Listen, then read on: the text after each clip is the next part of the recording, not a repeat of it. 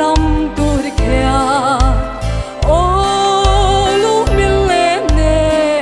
an sing le lang ka ngak le le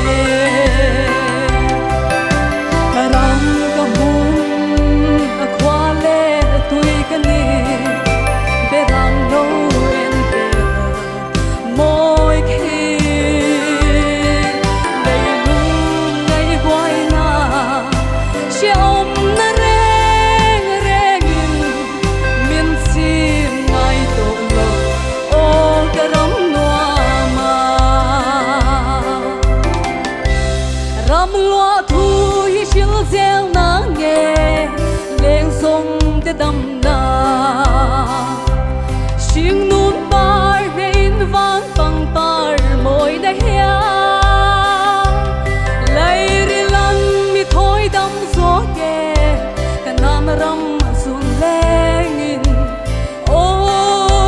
zion khopui I chung chang thu hi ka shil zel do karang ka hun a khwa le tui ka ni be ram no en be moi khi le lung ngai boy na she om na reng reng min si ngai to lo o ka ram noa ma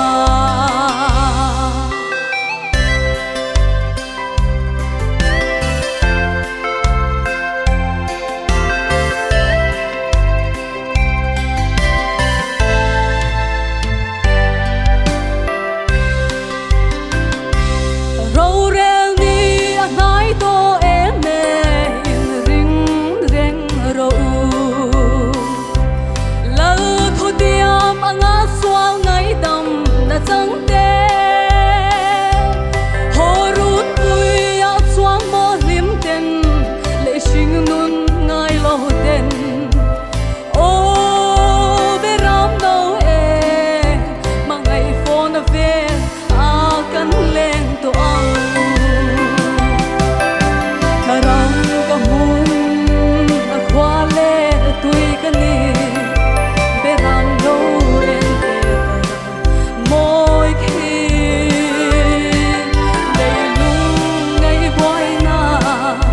she om na reng reng min si ngai to lo o ka ram noa ma le lung ngai boy na she om na reng reng min si ngai to lo o ka ram noa ma pakla lal pan mal som ro se lo me